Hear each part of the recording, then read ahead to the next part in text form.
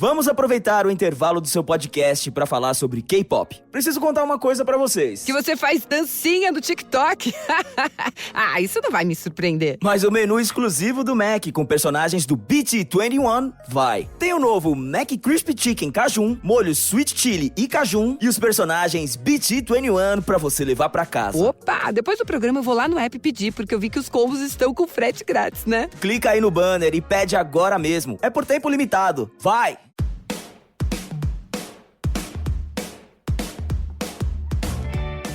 Hello and welcome to Season 3. Yes, Season 3 of The Shift, the podcast that aims to tell the no-holds-barred truth about being a woman post-40.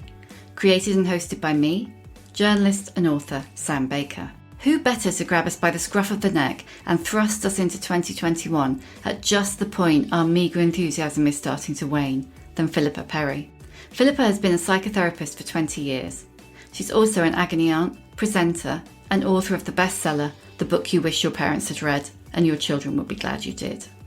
A clever, funny and sane guide that acknowledges they fuck you up, your mum and dad, and then help you try not to do the same. I like people to take control of their lives if possible, yeah. I think it's great to be in control rather than be a feather being blown around by the wind.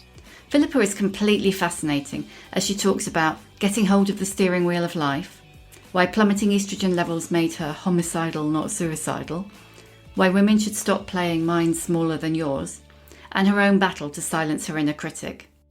And if you want to know how to make a fuck cushion, you've come to the right place. How are you, apart from your tax bill? I've had a sort of sore throat since July, but you really don't want to know about that. I think it might be pollution, I'm not sure. It's not COVID, I've had several tests. Oh, God, good. I mean, my opera singing's obviously on hold at the moment. Yeah. The only thing that's worse than my singing is my dancing, put it that way. Oh, musical then? No, not musical at all. And I always think that when I watch Strictly, I always think, oh, I would love to do that. And I think, no, you'd be the embarrassing one that wouldn't get through. They do need fodder for the first week so people aren't too proud to see people go, you know, and it would be quite fun just to do that for the crack, wouldn't it? Maybe I'll keep this bit in the hope that someone will listen and go, oh, we've got next year's big joke candidate. Yeah, there you go. Before we talk about your book, let's talk a bit about you and how you got into psychotherapy and life, the universe and everything.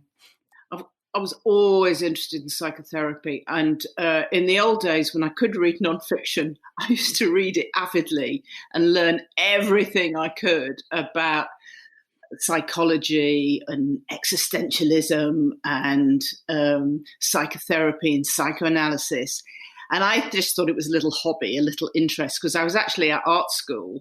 You know, it was feeding ideas for art. But I resisted it for as long as I could because I never thought I could be a psychotherapist. But Why? Well, I don't know, a bit scatty, not intellectual, never did well at school, dyslexic. Oh, I didn't know that. Yeah. Anyway, I started by volunteering for the Samaritans. When I was volunteering for the Samaritans, I was very interested in this idea of whether it was safe to explore your feelings or whether it was better to keep them all repressed in a little box. Because I'd been brought up to, if you don't think about it, it will go away. It was quite a strong argument for that. And it does work to some extent. But I was very curious about what would happen to people if they explored their feelings. I suppose when I was a Samaritan, I was on a bit of a quest, really, to see whether it was safe. And then I found out by listening to lots of people's feelings that not only was it safe, it was therapeutic and it was good.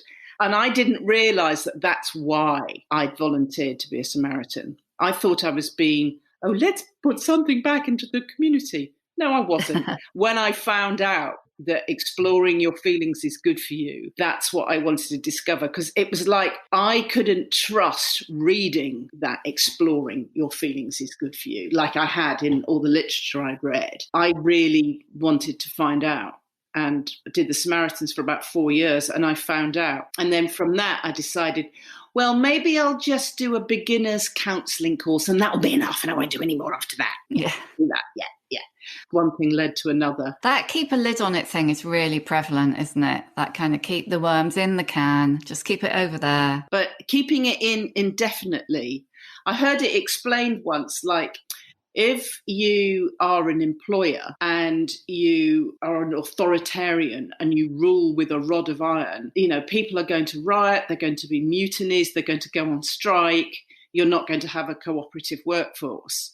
So the ideal is that you listen to your employees, brackets feelings, and really take on board what they say and make executive decisions where they feel listened to and looked after, but you are in control. So you're driving the chariot rather than the chariot driving you is the idea. Do you think your role as a therapist is to help people drive the chariot? I like people to take control of their lives if possible. Yeah, I think it's great to be in control rather than be a feather being blown around by the wind. I think it's fun to get hold of what one client of mine called the steering wheel of life. Yeah, that's a good way of putting it, actually. But then along with choice comes responsibility. So I'm not saying it's an easy ride, because if you are, unknowingly a victim of your circumstances, and then suddenly with greater awareness, you realize that you can have a different way of operating in the world, then you're taking responsibility. There's some comfort in sort of getting stuck in the victim role, really, because then nothing's your fault. So with choice comes responsibility. It's really interesting because one of the things I said I wasn't going to talk about the book, but now, of course, I'm immediately going to talk about the book. One of the things when I was interviewing all the women I spoke to for the book, that steering wheel analogy really fits, because what a lot of people said, and certainly how I felt, was like when I was in perimenopause and I really felt like I was literally doing handbrake turns. My hormones or whatever it was literally, there was no steering wheel. It was just like constant wheelies and handbrake turns and complete loss of control. Quite like the way Caitlin Moran talked about the menopause, saying that estrogen was the nicey nice drug we've been on all our lives. And then suddenly when estrogen drops down, we don't put up with anything anymore and we become, well, let's say a little more assertive. Yeah, it's exactly that. Don't they call estrogen the biddability hormone? So you're biddable. And then when it wanes, you cease to be biddable. You start being like, what the fuck? Find your own keys or whatever, Yeah. There was a novel I read years and years ago called, I can't remember who it's by, my bad, called Behaving Badly. And it was about a woman who was very acquiescent all her life and sort of like, oh, you want to leave me and go off with your younger woman? Yes, well, I'll just be very good about that and everything.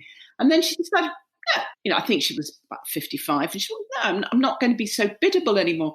And she said, I'm going to live with you, to her daughter, who was absolutely horrified. And she just did exactly what she wanted. It was great. Did that happen to you? When my estrogen levels started to drop, rather than get angry, I sort of more imploded, and I just got hot flushes that were so distracting that I couldn't really do anything. And I got depressed and maybe homicidal, not suicidal, but definitely homicidal. Go away! And I put up with that for about 2 months, and I got HRT, and I love HRT, love it. You're not supposed to be on it for more than 3 years or something. I've been on it for about 15 years. Really? You're not the first person I've spoken to who said that. The trouble is with bad temper, it doesn't only explode, it implodes. The critical voice sort of got free rein, and that is not good for me. And so, I love a bit of HRT. I go to a special HRT clinic because the NHS have got guidelines that they really can't give it to me after 10 years or something. So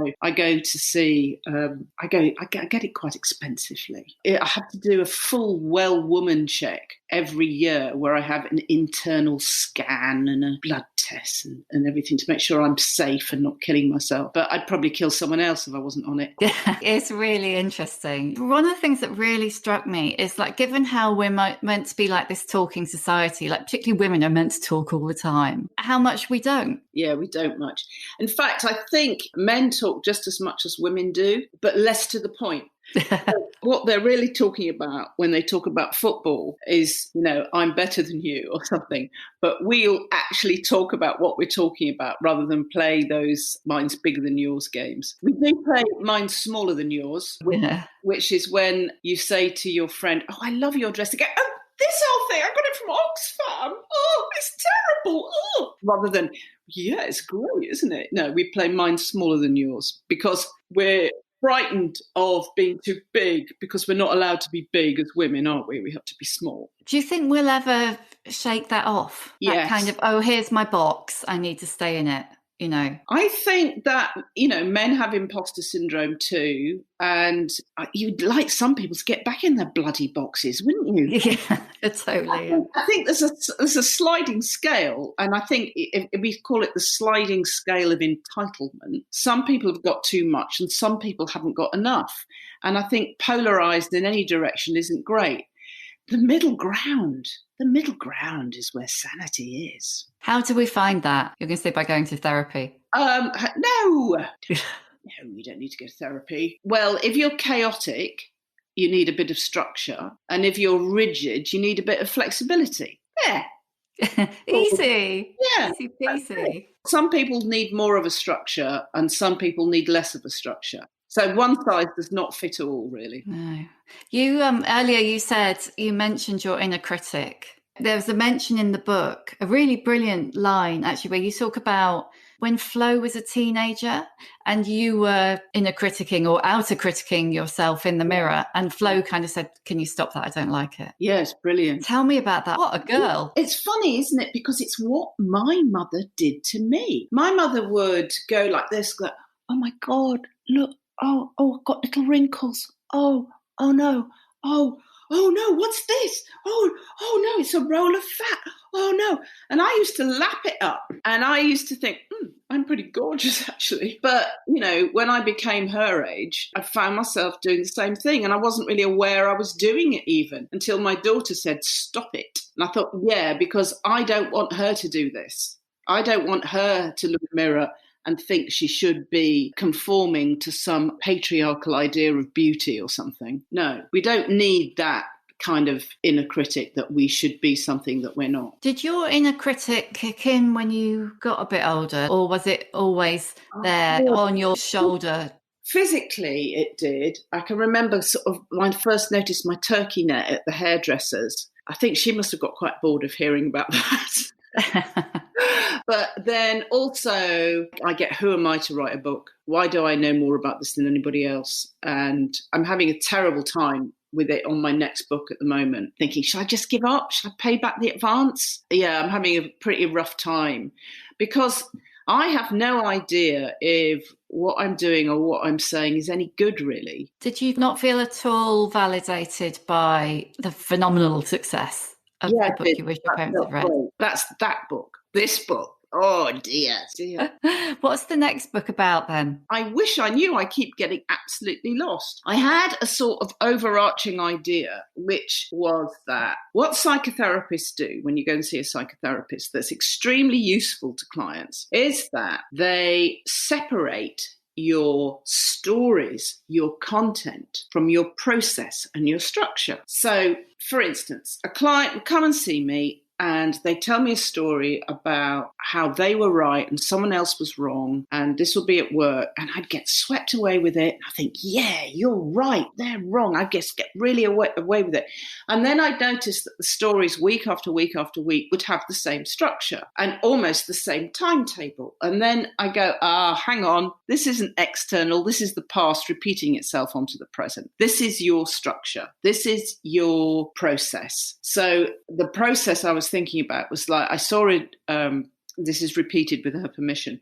I saw a junior doctor who always found something that her bosses were doing wrong that was endangering life. Okay, that was the thing. And she'd have a very kind of like childlike response to authority. And it was like somehow helpless, like, so instead of being able to sort of cooperate and collaborate at work and be a sort of, she was always sort of in this sort of helpless victim role. Gran was in an old people's home and Gran's EpiPen was out of date. And she thought they should have noticed that, you know, you could have killed my grandmother. So it was the same thing. The authority, the people that run the home, are wrong. They're endangering life. The EpiPen's out of date. She explodes and really makes a lot of enemies.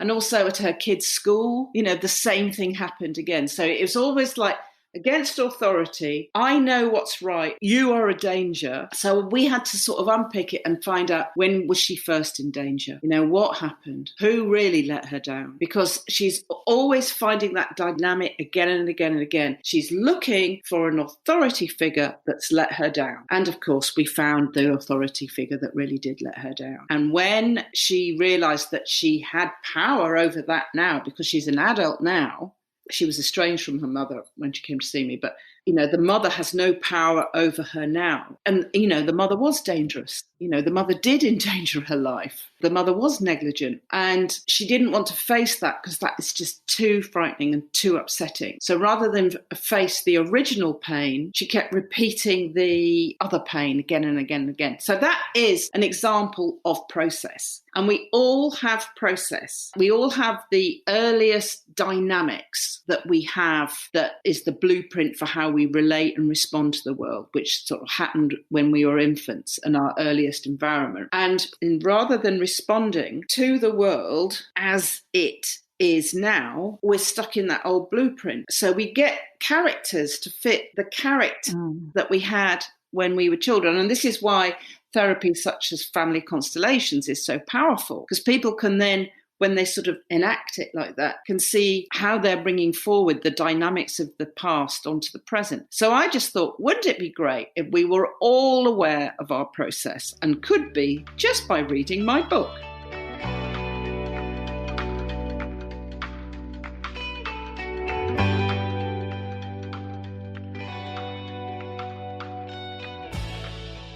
You need to write the book about relationships, the book you wish your husband had read. The book you wish you'd read 10 years ago, but it's still not too late. Yeah, that's what I was trying to do. In fact, I wish I'd nicked that subtitle. That would have been really good. Oh, what? The book you wish you'd read 10 years ago? Yeah, because that's what I wrote. I wrote the book that I wished had existed when I went into all this shit. I wrote the book I wished I'd had as a parent. And so I put all my psychotherapeutic knowledge of talking to adults who had been children and wrote it from their point of view, really, so that parents could have the benefit of seeing things not only as a parent, but also as how a therapist would look at it, so that their kids won't need therapy later, basically. But you've done a pretty good job, haven't you? I mean, I've been lucky. She's turned out well. That's such a girl thing to say. It wasn't me doing a good job. I was just lucky. Well, I was really lucky that the apple didn't fall too far from the tree, and that naturally we get on, because that's not guaranteed that someone's going to see the world how you see the world. And of course, she does see the world differently to how I see the world. And yes, I have done a good job in that I can see it from her point of view and my point of view, rather than thinking she's wrong, I'm right. But now my nose is running. Off you go, that's fine. Hang on, I'll just wipe it on a bit of soft fern. Can wipe it on the fuck cushion, Philippa. No, not that. It's not dry cleanable, that is. I really want one now. Now I've seen it, I really want one. Tell you how to make one. What you do is you just write fuck on a piece of needlework, you know, that open kind of that you do cross stitch off. Just write fuck, right? And then fill in what you've written in a colour. And then all I've done is go round it in other colours like that, so it zings out. So I've just gone round and round the fuck letters with different colours. Great. So you can copy that. You're welcome. Thank you very much. Wave your copyright on that for me. You've also...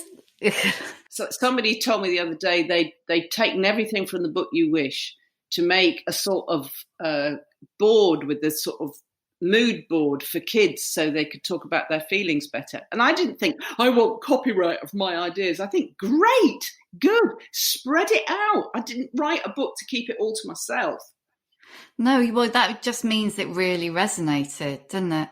I mean, when I was reading the book yesterday, it made me remember when I had therapy. It was the same time as the film Inside Out came out.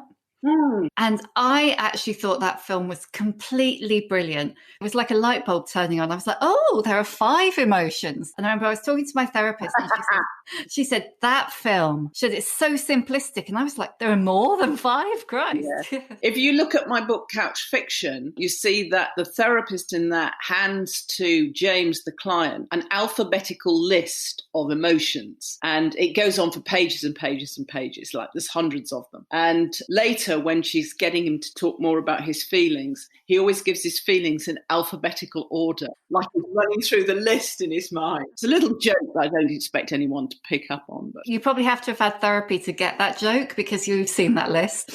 I don't know. How was it working with Flo? Because you wrote the book, didn't you? And then you've resurrected it. Absolute dream. Very few edits. We got on fine. Didn't have one argument. Marvellous. You've been an agony aunt for about 8 years now? Yeah, I love it. Yeah. How does that differ? Tell me about how that differs from being a psychotherapist. It's brilliant, right? Somebody comes to you with a dilemma and you can kind of see in a flash what the problem is. And if you're an agony aunt, you can just write it. If you are a therapist, your job is to help them find their inner wisdom. You're there to help them to grow. We do obviously tell people what to do, but it doesn't actually work.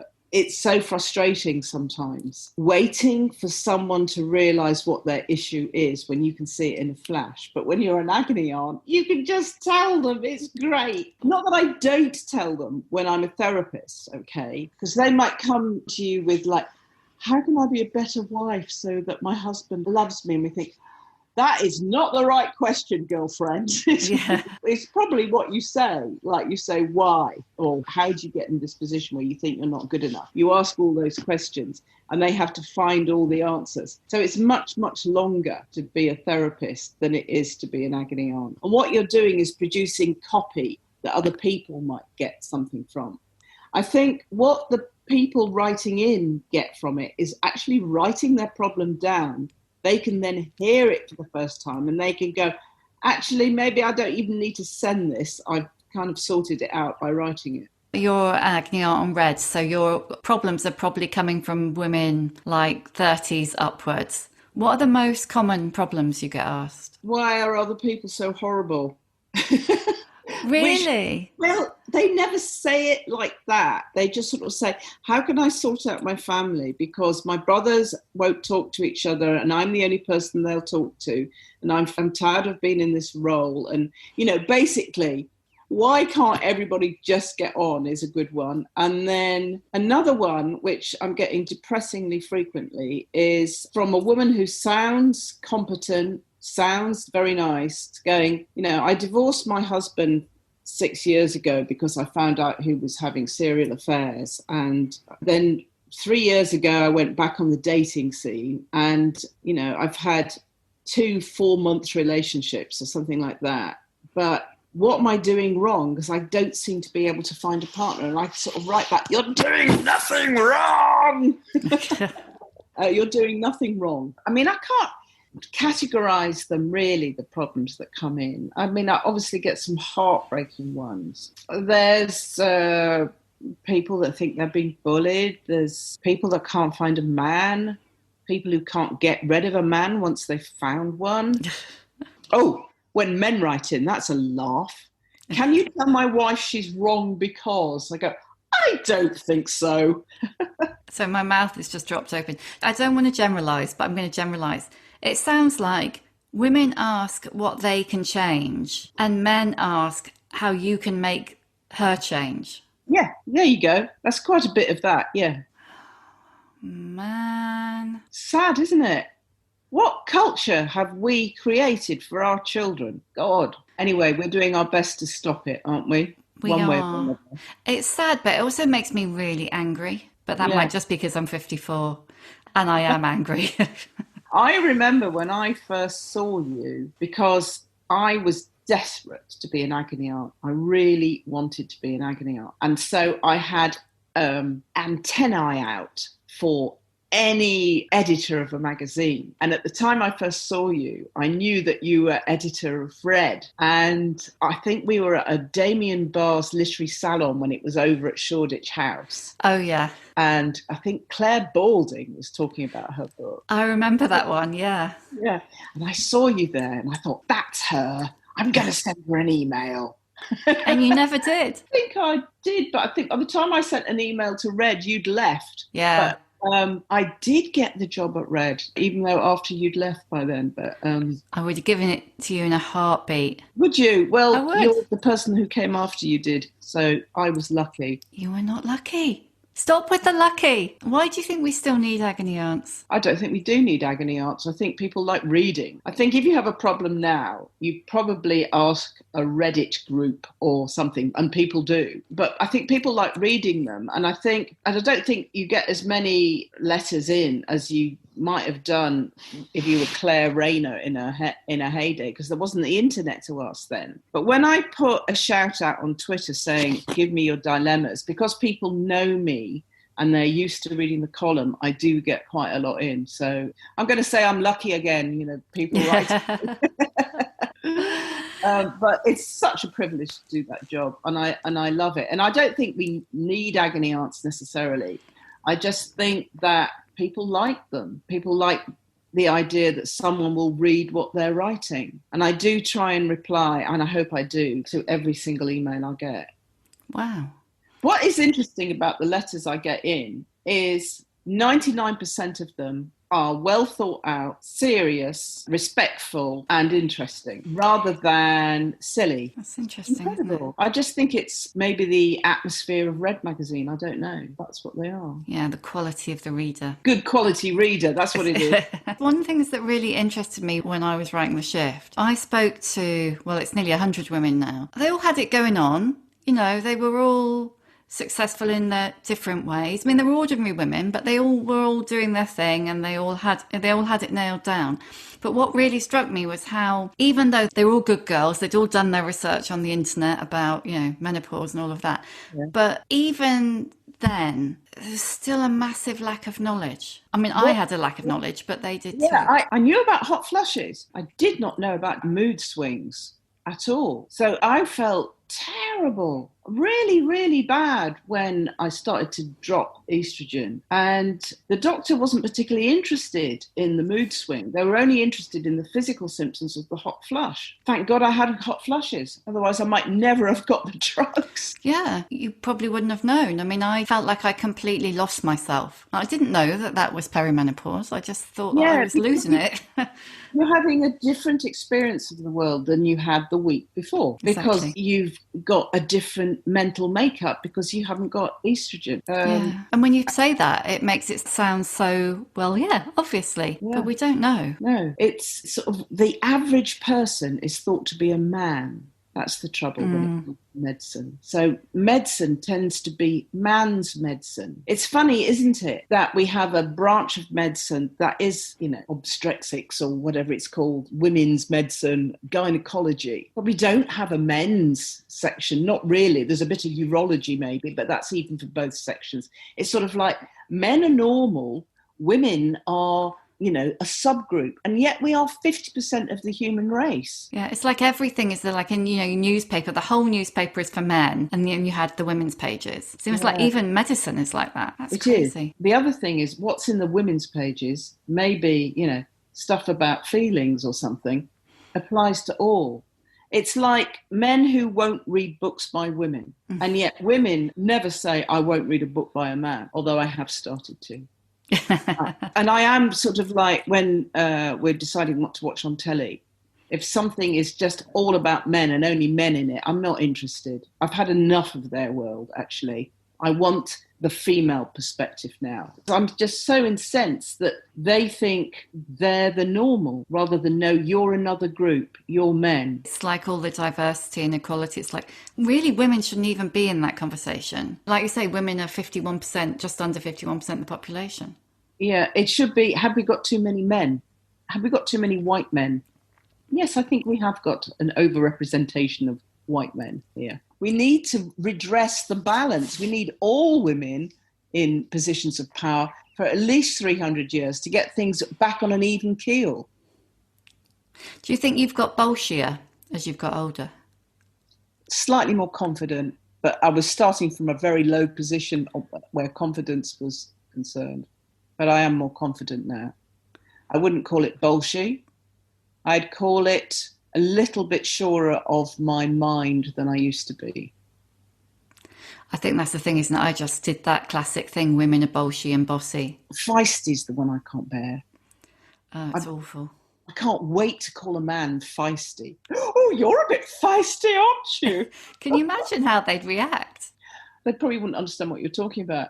I remember once when I was driving down a fairly narrow lane in Hampstead on the way to the women's pond, actually. And a man was driving in the opposite direction and he decided he couldn't get through and he wanted everyone to reverse back. And I said, no, you can get through there. There's plenty of room. He went, no, my car's too wide. I said, no, I think you've got a funny idea about how wide things are. Girth. Girlfriend in car laugh. And do you want me to drive through there? Because I'll drive your car through there if you like, because it's perfectly there. And he was like incensed to think I'd drive. And of course he went through. And then the car behind, which was another man who I had released from being stuck in a lane, said, oh, you got on your high horse then, didn't you? I didn't. I was just saying you can get through. It's okay. Do you want me to drive? And that's the first time I think I realised, oh my God, he would never have talked to a man like that. It's just that he was threatened by a woman who can drive and can judge distances. We're not supposed to be good at spatial stuff. I'm great. What's your emotional age? 63. That's your actual age too. And 4. I have got an inner 4-year-old who is fantastic. I love her. She really doesn't give a fuck because she hasn't learnt to yet. And she just asks for exactly what she wants when she wants it. I would really like to integrate her into my adult, but they're so split off. And she's only comes out when she feels completely safe. So she'll only come out in close friends and family situations or people I've been working with a long time and I really like. So I can't actually turn her on now because, she only comes out in those sort of close family and friend situations. Has she always been there or is she more prevalent now? No, she's always been there. And if I could only integrate her a bit more. I'm far more reasonable than her. Yeah, there's I don't know whether you've read it, but in Glennon Doyle's Untamed, she talks about that age as a child, although she put it a bit later, I think. I want to say 8, but it might have been 10, about when you lose your kind of sparky little girl self, or when it's taken away from you as the things you're meant to conform to start to pile in. Okay, I'm going to ask you the questions I always ask. Okay, great. Give us a book recommendation, a book you would push on everybody. Well, I'm very fond of 1,000 Ships by Natalie Haynes. Really, I haven't read that. Is it good? So good. It made me weep. I'm actually weeping thinking about it because it's retelling one of the myths that our civilization is built on, but through the eyes of women. So we're talking about Troy and the wooden horse and Odysseus and all of that, but through the eyes of women, a retelling. And she's a proper classicist. She knows her stuff. And she's also very entertaining. She's written a lot of novels before and, she does stand up for the classics on Radio 4. She's very funny. And she's just dug deep to write this. It's not only what it's like to be a woman, it's what it's always like to have been a woman. That's good. One is good. If you could give one piece of advice to younger women, what would it be? I think it's don't let anyone distort your instincts because our instincts keep us safe. We are so, as women, treated unconsciously by the culture, I think, to fit in, to be convenient. So that when you're feeling something and somebody says, don't be silly, don't think you're being silly. I'm not saying your gut is always right. I'm saying don't throw your gut away just because someone else is experiencing the same situation in a different way. I suppose what I'm asking everybody to do is practice intersubjectivity, but that's getting very, very academic. Yeah. Who's your old bird role model? My old bird role model? I love Miriam Margolyes. She says what she thinks, and she's funny, and she's wise, and she's not trying to be anything she's not. I love her. I think she's great. Cool. What's your superpower? Got the dark arts of therapy, haven't I? That's true. When life was normal, I used to go to quite a lot of receptions and dinners and fundraisers and things like that. And so I'd quite often be sitting next to a stranger at dinner. And my superpower was to crack on past the polite conversation. I say things like, what's £4 for you at the moment? And if they'd say, oh, I just love this lovely Matisse exhibition we've been to see, I go, I'll give you one more chance. Tell me what concerns you at the moment. Wow. You know. I bet you had people kind of going, oh God, I'm not sitting next to her, move my name tag. No, they love it. I mean, I get interested because they're saying, I just can't get on with my daughter. It's really upsetting me. And I go, oh my God, that sounds so painful. And people go up to my husband afterwards and go, wow, it was amazing. Your wife's amazing. I'm not amazing. It's just like I have got the dark arts of therapy. And sometimes I will use them to crack open a nut. Last one, how many fucks do you give? I give quite a lot of fucks. And it upsets me quite a lot that I do. I'm very upset about Brexit. I'm very upset we've decided to separate from an organisation that's meant there's been largely peace in Europe for the longest there's ever been. And I think that is a step backwards. And I give a lot of fucks about that. Are your fucks targeted now in a way they maybe weren't before? I care what people think about me, because I do care what people think of me. I do. I think it's important not to go all or nothing on the caring too much or not caring enough. I think, you know, we should be nice to other people and we shouldn't make other people feel bad. And I want people to feel generally good. So I do give fucks, but hopefully not at the expense of my integrity or form. You know, I don't want to lose my form. I don't want to crumble, but I do want to be considerate. Good answer. Thank you, Philippa. Thanks a lot. And don't forget to tell people to buy the paperback of The Book You Wish Your Parents Had Read and Your Children Were Glad You Did. And there's an extra chapter in there that wasn't in the hardback. Thank you for listening. I'd love to hear your feedback. You can reach me on Twitter at Sam Baker and Instagram at The Other Sam Baker using the hashtag #TheShift. You can hear a new episode of The Shift each Tuesday on Acast, Apple Podcasts, Spotify, or wherever you get your podcasts. If you like what you hear, please do rate and subscribe because it really does help other people find us.